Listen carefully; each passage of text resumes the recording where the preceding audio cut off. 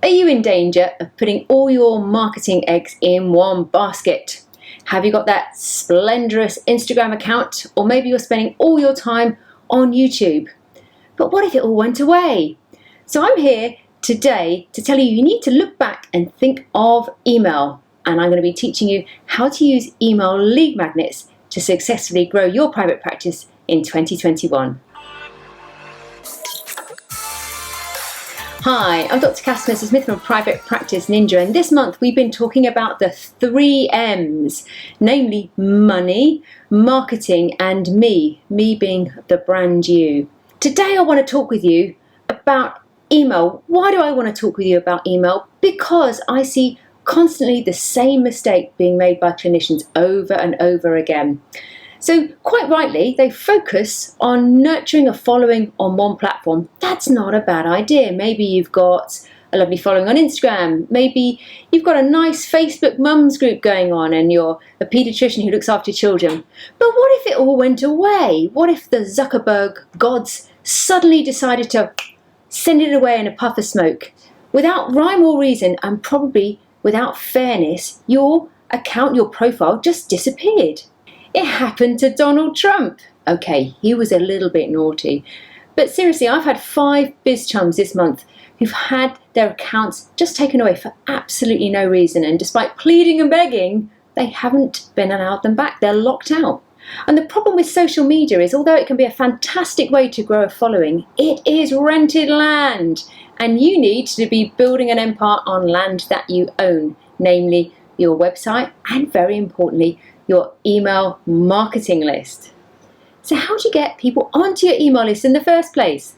Well, let's do a deep dive on that.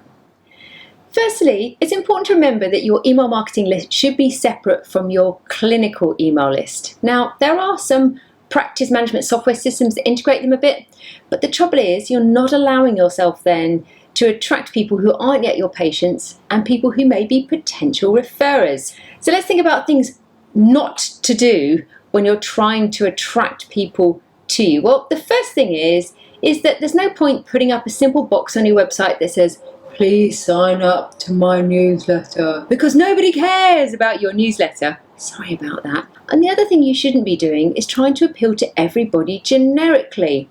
You need to appeal to different groups of people who have different needs and problems. And this is where the lead magnet comes in.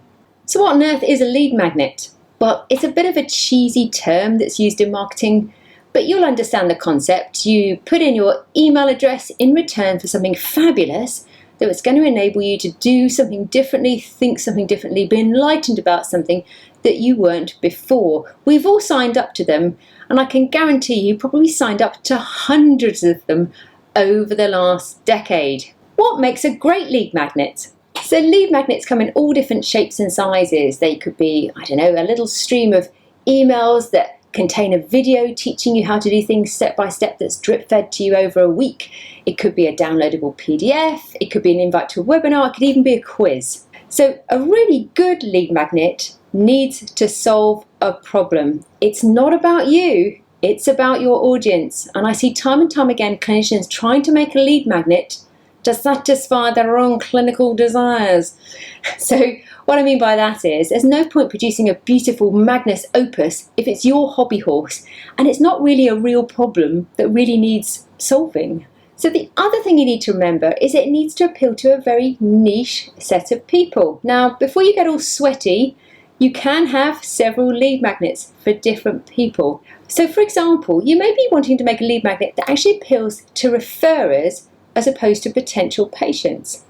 And when it comes down to patients, don't lump them all in one group. You're going to have runners who have stress fractures, runners who have IT band problems, runners who've got that knee pain at the front. And you want to appeal to them individually because it makes it so much more powerful if you're saying, do you know what, I'm going to help you fix that IT band problem before your next marathon, if we ever have one again.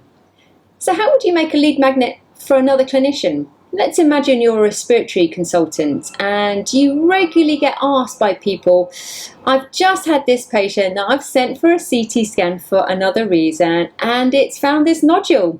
What should I do next? When should it be followed up? How should it be followed up?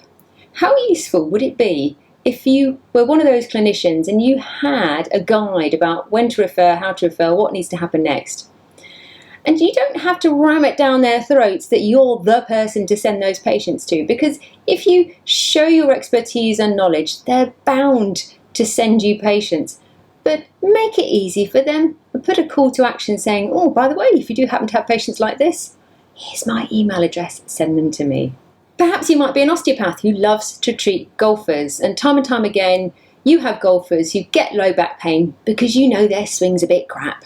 You could make a little series of videos that teach people how to spot common faults in their own golf swing and some quick hacks to correct it. So you've designed your beautiful lead magnet. What next? Well, the lead magnet needs to be delivered to the recipients, and this is where your email marketing software comes in. So, for example, in ConvertKit, which is my personal preference, they will give you several options. So you could have a form that you embed on your website, and it will say, sign up to my fabulous guide on how to avoid back pain if you're a golfer. And then that links through, and then will populate the details when patients or potential referrers sign up to it. You can also embed it on a web page all on its own, which is quite a nice idea actually, and that's known as a landing page because it's quite good to track that stuff in Google Analytics. That's getting a bit highbrow. Or you could simply use, especially if you don't have your own website, you could simply use a magic pop-up landing page that the email provider will host on your behalf. It's got a home that it lives on, and often you'll find that they'll also give you a little URL link that will open up one of those web pages with a sign up box in it. And you can put those links in various places. So you can put them on social, you can invite people to go download your thing if you're making a YouTube video, and you can even make little adverts for your lead magnet.